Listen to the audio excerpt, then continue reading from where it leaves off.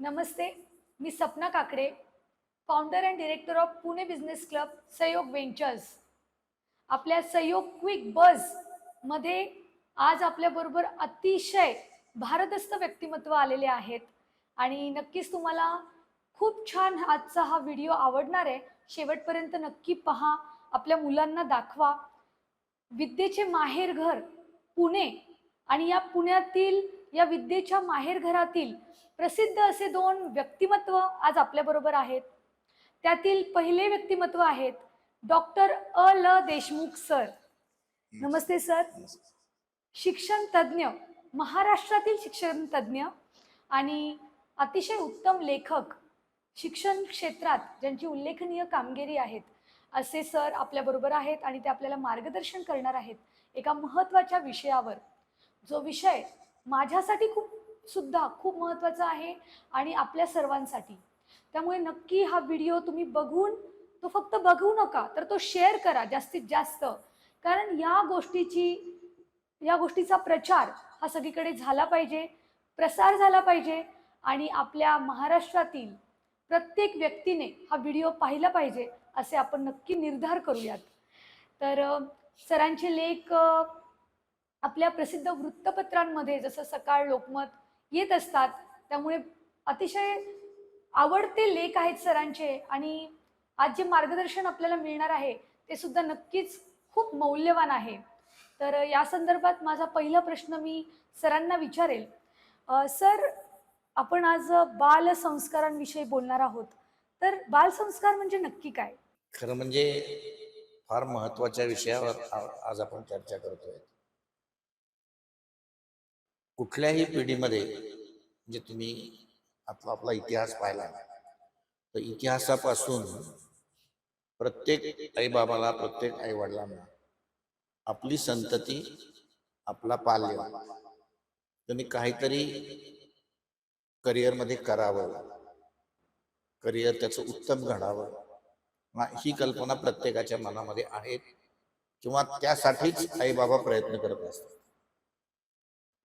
आता करिअर घडायचं असेल, तो मुलगा घडायचा असेल, ती मुलगी घडायची असेल, तर ती घडण्याची प्रक्रिया जी आहे ती प्रक्रिया अत्यंत महत्वाची आहे आणि त्या प्रक्रियेवर वेगवेगळ्या प्रकारचे अनुभव त्या मुलाला, त्या आपल्या पाल्याला पालकांनी देणं अत्यंत गरजेचं आहे. आता काय द्यायचं नेमकं त्याला, त्याच्या करिअरच्या दृष्टिकोनातून द्यायचं. करिअर कशाशी निगडित आहे? नुसतं पैसा मिळवण्याशी नाहीये. करिअर हे समाजामध्ये उत्तम वागता आलं पाहिजे, बोलता आलं पाहिजे, समाजामध्ये काहीतरी करता आलं पाहिजे, समाजासाठी उपयुक्तता त्या मुलाची भविष्य काळात असली पाहिजे. पैसा तर त्याने मिळवलंच पाहिजे, नोकरी त्याने मिळवलीच पाहिजे, उत्तम पद त्याने मिळवलंच पाहिजे, हे होणार आहे. पण त्याच्याबरोबर ह्या इतर ज्या गोष्टी आहेत की त्याला काही सांस्कृतिक भाग येतोय का, त्याला काही गाणी गोष्टी येत आहेत का, त्याला काही खेळ येतोय का, एखादा त्याला घरामध्ये कोणी आजारी आहेत आजोबा वगैरे, त्या आजोबांच्या विषयी काही भावना, त्यांच्याविषयी काही मदत करावी असं वाटतं का, त्याला काही वेगवेगळ्या गोष्टीत आईबाबांना परगावी जायचंय, आईबाबांची सर्व परगावची व्यवस्था करावी, त्यांचं बुकिंग करून द्यावं. ह्या सगळ्या गोष्टी आहेत ना, त्या गोष्टी ज्या मुलाजवळ, ज्या मुलीजवळ आहे त्याला आपण म्हणतो ती खरी संतती. आणि ती घडण्याची प्रक्रिया जी आहे लहानपणापासून 18 वर्षापर्यंत तरी ही प्रक्रिया चालू असते. 18 वर्षानंतर मग तो ज्याचा त्याचा स्वतंत्र होतो, मुलगा मुलगी, आणि ते स्वतःच्या अनुभवावरून काम करू लागतात. पण 18 वर्षापर्यंतची संपूर्ण प्रक्रिया आहे ती आईबाबांच्याकडून, ती समाजाच्याकडून, ती शाळांच्याकडून, ती या क्षेत्रात काम करणाऱ्या शारदा शिक्षण संस्थेसारख्या घटकांकडून होणं आवश्यक आहे. तर त्या प्रक्रियेला आपण संस्कार म्हणतो. अतिशय म्हणजे उत्तम. म्हणजे लोक म्हणतात ना की destiny is not important, journey is important. Yes yes, correct. This journey concern with संस्कार. अतिशय असे शब्दरूपी मोती कानावर पडलेले आहेत आता. म्हणजे खरंच खूप भारी वाटलं मला ऐकताना. मी स्वतः एक आई आहे, त्यामुळे रिलेट करू शकते मी, की येस, ही जी प्रक्रिया आहे ना, ती खूप उत्तम प्रकारे जर घडली ती प्रक्रिया, तर ती मुलं एक नागरिक, सुज्ञ नागरिक म्हणू शकतो आपण, म्हणून आपल्या समाजात वावरतील. आणि असं एक एक मूल घडलं, तर मग पूर्ण समाजच घडेल. तर खूप मस्त वाटलं सर, की तुम्ही बालसंस्कार म्हणजे काय हे नक्की आपल्या ऑडियन्सला तुम्ही हे सांगितलंत आत्ता. मग हे बालसंस्कार मुलांना कशा पद्धतीने दिले गेले पाहिजेत? हा, बरोबर आहे. आता मी जसं प्रक्रिया शब्द वापरला, पण ती प्रक्रिया नेमकी काय आहे? हां. प्रक्रिया करायची म्हणजे नेमकं काय करायचं? आता कसं आहे, वयोगट वेगवेगळे आहेत पहा आपल्याकडे. आपल्याकडं बालवाडी, त्याला आपण प्री प्रायमरी म्हणतो, तो प्री प्रायमरीचा गट वेगळा आहे. तो आहे वय वर्ष 3 ते 6. त्यानंतर प्रायमरीचा गट आहे, तो आहे 6 ते 11. हं. नंतर सेकंडरीचा माध्यमिकचा गट आहे, तो 11 ते 18, बरोबर. म्हणजे माध्यमिक आणि उच्च माध्यमिक. हं, हं. आता ह्या प्रत्येक गटामध्ये वेगवेगळ्या प्रक्रिया आहेत, वयोगटानुरूप त्या प्रक्रिया आहेत. म्हणजे प्री प्रायमरी मध्ये करणारे संस्कार, प्रायमरी मध्ये करणारे संस्कार आणि माध्यमिक मध्ये यांचं वेगळे पण आपल्याला जर बघायचं असेल, तर सर्वात यातला महत्वाचा घटक कुठला आहे? तो आहे प्री प्रायमरीचा, वय वर्ष 3 ते 6, आणि प्रायमरीचा 6 ते 11. असं का म्हणतो मी? तर आपल्या ब्रेनची डेव्हलपमेंट जी आहे, ती ब्रेनची डेव्हलपमेंट ही फक्त तुमची 14 वर्षापर्यंत होत असते. म्हणजे त्या मुलाला जे काही तुम्हाला नवीन शिकवायचंय, घडवायचंय, रुजवायचंय, ते 14 वर्षापर्यंत आपल्या मेंदूमध्ये पक्क बसतं. ओके. 14 वर्षानंतर त्याचा वेग कमी कमी होत जातो. त्यामुळं 14 वर्षापर्यंतचा घटक आहे, वयोगट, तो अत्यंत महत्वाचा आहे. त्याच्यातला हा 3 ते 6 वयोगट आहे, तो मेंदूच्या अत्यंत वेगाची अंतिम मर्यादा आहे. म्हणजे त्या काळामध्ये तुम्ही द्याल तितके अनुभव ते सुद्धा कमी आहे, असं मानसशास्त्र म्हणतं. हो. की तुम्ही या काळामध्ये विद्यार्थ्याला अ, काय गणित शिकवा, मराठी शिकवा, इंग्लिश शिकवा, कुठलीही भाषा तुम्हाला पाहिजे ती भाषा शिकवा, त्याला तुम्ही काही श्लोक शिकवा, त्याला तुम्ही खेळ शिकवा, त्याला तुम्ही एखादा सांस्कृतिक कार्यक्रम त्याच्याकडून बसवून घ्या. हा, त्याला तुम्ही चालण्याच्या वागण्याच्या पद्धती सांगा. हा, हे त्याचं तो अनुकरण करण्याची प्रक्रिया तर अत्यंत वेगात आहे. हं. म्हणजे सर्वात मोठे संस्कार कुठं होणार आहे? तर आईबाबांनी किंवा या सगळ्या संस्थांनी जी कृती करतोय, ती कृती तो मुलगा पाहत असतो, त्याला आपण अनुकरण म्हणतो. अनुकरणाची प्रक्रिया मुलांच्या मनामध्ये पक्की बसते. म्हणजे तुम्ही बघा, घरामध्ये तुम्ही जर एखादं योगासन करत असाल आणि तुमच्याकडं 2.5-3 वर्षाचं पोरगा असेल ना, तर ते तुमची योगासन झाल्यानंतर तुम्हालाच तुमची नक्कल करून दाखवतात. ती अनुकरणाची प्रक्रिया आहे. येस. त्याला म्हणतात की मेंदूमध्ये पक्का छोटासा भाग सुद्धा बसणार आहे. मग यासाठी आपण काय काय केलं पाहिजे? संस्कार करायचे म्हणजे आपण नेमकं काय केलं पाहिजे? तर पहिली सर्वात महत्वाची गोष्ट आहे, आपल्या घरातलं वातावरण अत्यंत आनंदाचं ठेवलं पाहिजे. आई बाबा हे त्याचे पहिले गुरु आहेत. आता आई बाबा हे पहिले गुरु आहे, पण आई बाबांजवळ सध्या खूप मोठ्या प्रमाणामध्ये या सध्याच्या सामाजिक जीवनामध्ये आईलाही नोकरी करावी लागते, बाबांनाही नोकरी करावी लागते. आईलाही सकाळी 8ला जावं लागतंय, बाबांनाही सकाळी 8ला जावं लागतंय.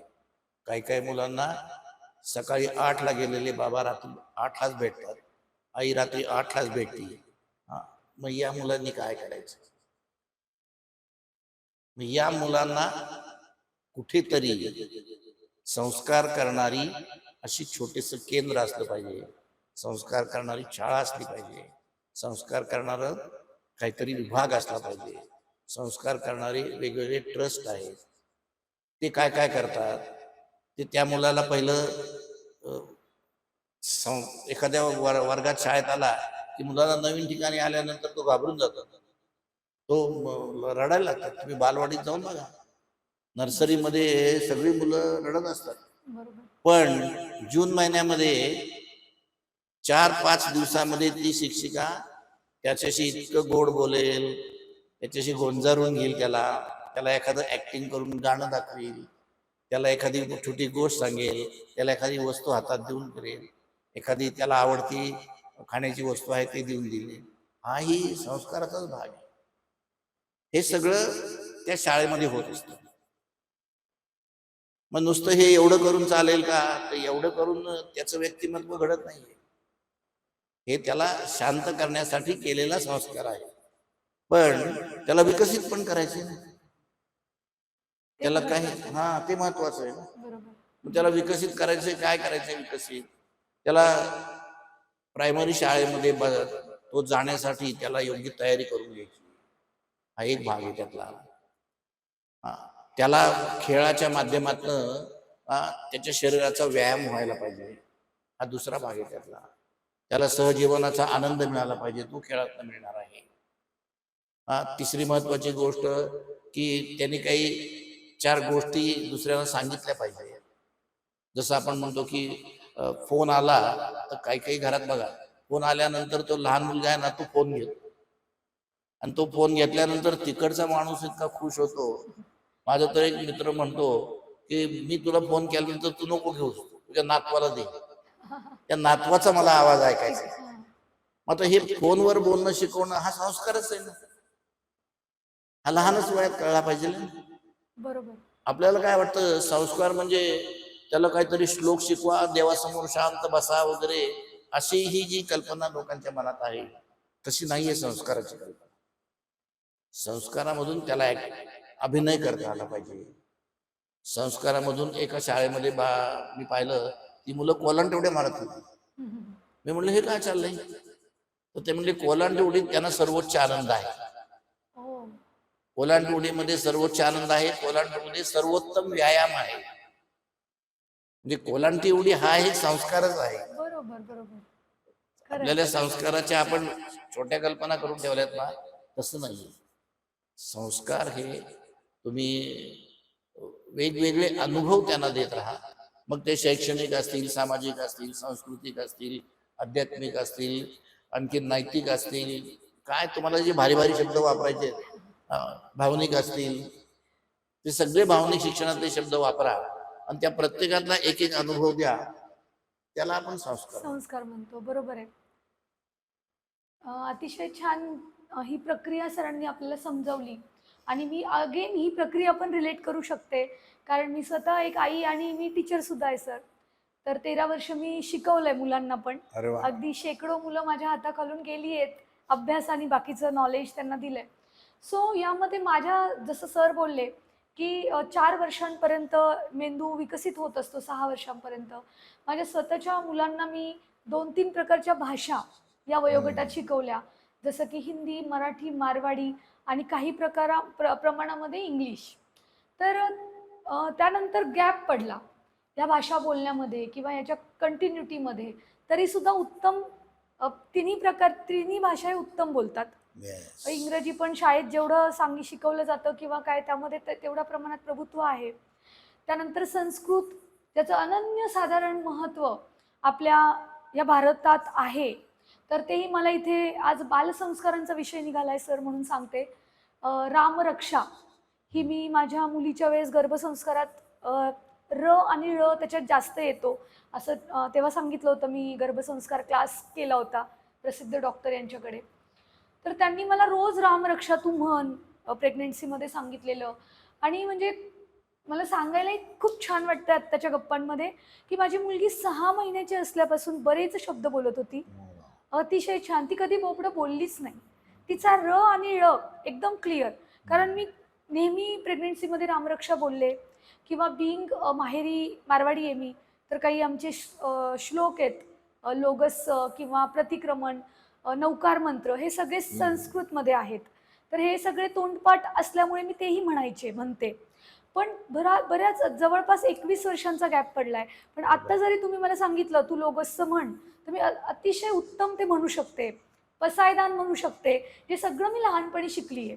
म्हणजे थोडक्यात काय, की आपले जे दैनंदिन जीवनात बालसंस्कार आपण करतो, त्याचबरोबर या गोष्टींना सुद्धा अनन्यसाधारण महत्त्व आहे, की आपल्या मेंदूची जी घडण होत असते, त्यामध्ये आपण हे जे संस्कृत श्लोक बोलतो, शिकतो, जे मॅडमच्या क्लासेसमध्ये मला वाटतं आहेत, तर त्यांनी ना त्या आपल्या मेंदूला एक वेगळ्या प्रकारचे जास्त आपला मेंदू विकसित होतो लहानपणी, लहान मुलांचा. आणि सर ज्याप्रमाणे म्हटले 14 वर्षापर्यंत बऱ्यापैकी तो डेव्हलप होतो आपला ब्रेन, मेंदू. तर या पर्टिक्युलर वयांमध्ये आपल्या दैनंदिन संस्कार जे सर बोलले, अगदी सहज घडणारे, अनुकरण करण्यातून घडणारे जे संस्कार आहेत, त्याचबरोबर या गोष्टींची जोड दिली संस्कृत किंवा इतर महत्त्वाच्या अभ्यासक्रमाची, ज्या आपल्या शारदा शिक्षण संस्थेमध्ये होतात. तर आपसुकपणे मुलं तेही शिकतील, हेही शिकतील. आई नको दिसू देत, वडील नको दिसू देत, पण आपली शारदा शिक्षण संस्था नावाची मावशी जर त्यांना भेटली, तर हे पण विकसित होईल आणि दोन्ही गोष्टी होतील. आणि मला तुम्हाला विचारायचं आहे मॅम, की मला जसं कळलंय, की हे तुमच्या शारदा शिक्षण संस्थेमध्ये हे काही संस्कार शिकवले जातात. पण त्याचबरोबर तुम्ही अजून काही बाळकडू मुलांना देता का? ही उत्सुकता आहे मला आणि आपल्या प्रेक्षकांना. तर तुम्ही नक्की या व्हिडिओद्वारे सांगा, कारण हा व्हिडिओ खूप जणांकडे जाणार आहे आणि यातून आपल्या महाराष्ट्राला, भारताला एक नवीन मार्गदर्शन मिळणार आहे. थँक्यू मॅम, तुम्ही मला संधी दिलीत माझं मत व्यक्त करायला. तर सर्वप्रथम मी सगळ्या माझ्या प्रेक्षकांना सांगू इच्छिते की वेळोवेळी देशमुख सरांचं मार्गदर्शन संस्थेला आहे. देशमुख सरांच्या मार्गदर्शनाखाली आम्ही बालगुंजन संस्कार हा विभाग दर रविवारी सुरू केलेला आहे आणि यातून आम्ही मुलांना व्यक्तिमत्व विकास घडवण्यावरती जास्त भर देत आहोत. आणि जसं सरांचं आणि माझं पण डिस्कशन यापूर्वी झालेलं आहे, आजही होत आहे आणि इथून पुढेही होणार आहे. तेव्हा आम्ही या वार्षिक केंद्रामध्ये पूर्ण वर्षभर मुलांच्या संस्कार या विषयावर काम करतो. म्हणजे खूपदा आपल्याला असं वाटतं की काही प्रार्थना श्लोक शिकवले म्हणजे आम्ही मुलांना बऱ्यापैकी दिलेलं आहे, जसं सरही आत्ता बोलले. तर याच्यामध्ये असं मला वाटतं की आपण सगळ्यांनी मुलांच्या व्यक्तिमत्व विकासावरती काम करायला हवंय आणि त्याच्यासाठी भाषा विकास, गणित, विज्ञान, श्लोक, प्रार्थना ह्या सगळ्या गोष्टीतून आपण एक सुज्ञ नागरिक कसं होऊ शकतो, आपण आपला आत्मविश्वास कसा वाढवू शकतो आणि आपल्याला आपल्या आयुष्यामध्ये जर एक योग्य डिसिजन घ्यायचा असेल तर आपलं बाळ त्यासाठी किती तयार आहे हे प्रत्येक पालकांनी आज पाहिलं पाहिजे. म्हणजे उद्या जाऊन आपल्याकडे निश्चितच एक चांगली पिढी सक्षम प्रकारे आपल्याला पाहायला मिळेल असं मला मनापासून वाटतं. आणि सर तर आहेतच आपल्यासोबत. त्यामुळे बालगुंजन संस्कार विभागामधून वर्षभर दर रविवारी मुलांना हे सगळं नॉलेज मिळणार आहे. आपण ऑनलाईनच्या माध्यमातून या गोष्टी पालकांपर्यंत पोचवत आहोत. थोडंसं मला इथे बोलावं वाटतंय, म्हणजे सरांना एक प्रश्न मला विचारावा वाटतोय. सर, आता बऱ्याच ठिकाणी आपल्याला असं पाहायला मिळतं की मुलांना खूप मोबाईलचं अट्रॅक्शन आहे आणि मुलं मोबाईल सोडायला मागत नाही आणि मग पालकांचा त्यांच्याबरोबर असलेला संवाद हा खूप कमी पाहायला मिळतो. आणि जसं आपण पाहतोय की सकाळी 8 ते रात्री 8 आई आणि बाबा दोघंही बिझी आहेत. मग जर हा आपला बालसंस्कार वर्ग त्यांना एक सप्लिमेंट म्हणून आपण पाहतोय, मदत म्हणून पाहतोय, तर याच्याकडे पालकांचा सकारात्मक दृष्टिकोन कसा असला पाहिजे सर? याबद्दल तुम्ही थोडंसं आम्हाला मार्गदर्शन केलं तर बरं होईल. आता कसं आहे मॅडम, पालक यातला सर्वात महत्वाचा घटक आहे आणि केवळ पालक महत्वाचा घटक असून चालणार नाहीये. पालकांची मानसिकता अत्यंत महत्वाची आहे. मी मानसिकता शब्द का वापरला तर आज या सगळ्या सामाजिक परिस्थिती दिवसेंदिवस काय होत चाललेली आहे ही हा वादाचा मुद्दा आहे. पण ती आपल्याला पाहिजे तशी निश्चित नाही, हेही सत्य आहे. बरोबर. मग अशा या संपूर्ण सामाजिक परिस्थितीमध्ये या छोट्या मुलाला जर संगत वाईट लागली तर संगती दोष हा सर्वात महत्वाचा घटक आहे. तुम्हाला वेळ नाहीये,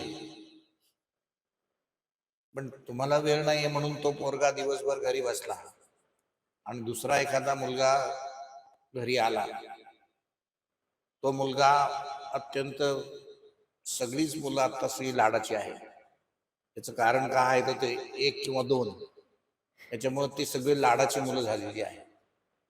आणि या लाडाच्या मुलांना काय करून काय नाही एवढ्यासाठीच प्रत्येक पालक, मग त्याच्याशी आर्थिक परिस्थितीचा काही संबंध नाही, त्याला काय काय जास्तीत जास्त देऊ मी याच्यासाठी प्रयत्न करतोय. पण ते करत असताना तो मुलगा घडतोय का बिघडतोय याच्याकडे मात्र कोणाचंही लक्ष नाही.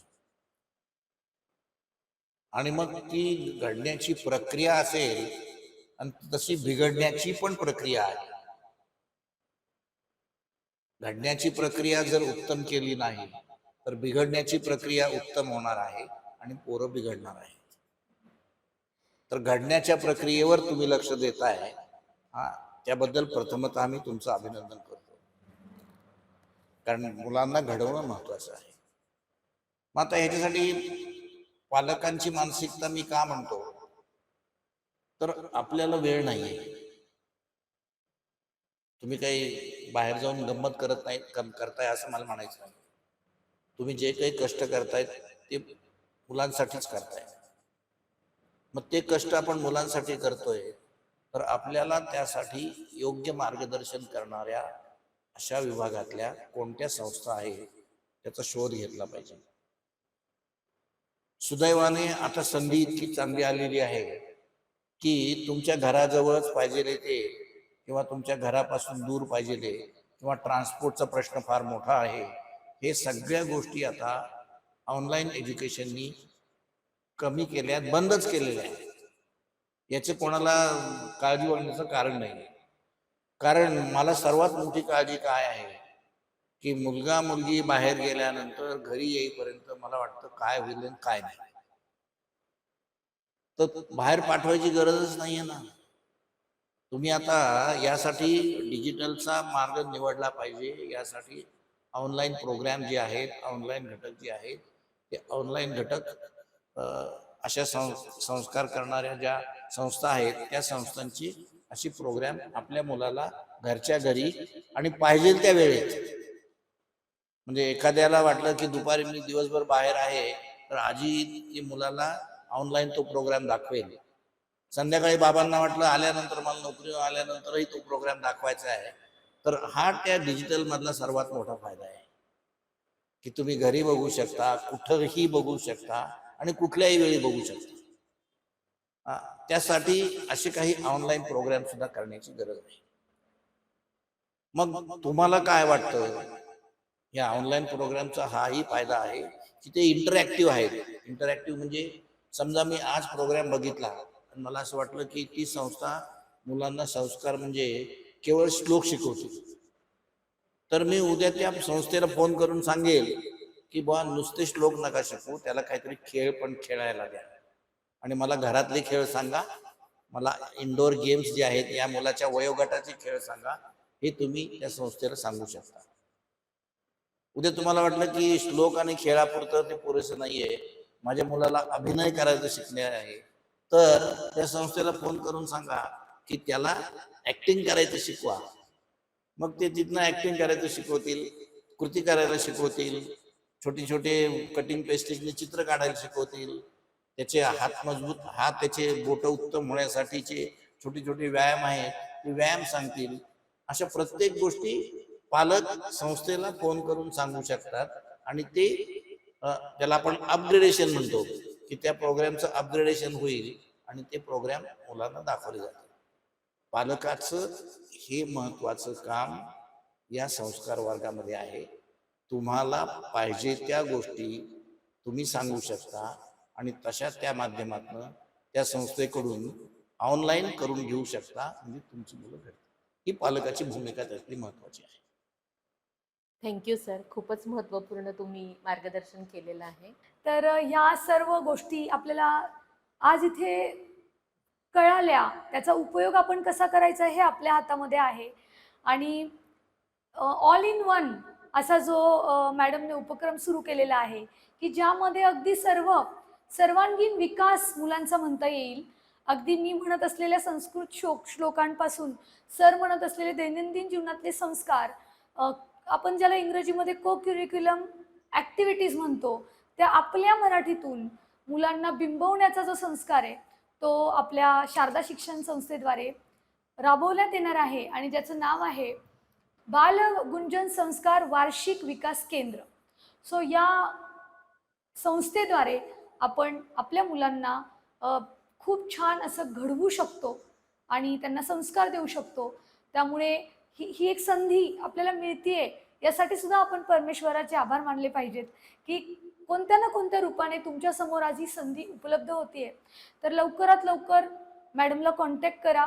या व्हिडिओमध्ये कॅप्शनमध्ये मॅडमची कॉन्टॅक्ट डिटेल्स दिलेले आहेत आणि त्या तुम्ही वर्षभर जो उपक्रम जॉईन कराल, सुट्ट्यांमध्ये जो उपक्रम, मॅडमकडे वेगवेगळ्या प्रकारचे उपक्रम आहेत. कुठे तुम्ही काही दिवसांचे कोर्स करू शकता, कुठे तुम्ही वर्षभराचा करू शकता, असे विविध पर्याय उपलब्ध आहेत आणि जिथे सरांचं पण मार्गदर्शन असणार आहे. अजून काही मौल्यवान व्यक्तींचे मार्गदर्शन त्यात ॲड केलेले आहे. सो असं उत्तम सगळं एका ठिकाणी आलेलं असताना हे तुम्ही दिलेल्या नंबरवर संपर्क साधून याविषयी अधिक माहिती घ्या आणि लवकरात लवकर तुमच्या मुलांना या संस्कार केंद्राचा भाग बनवा. Thank you so much.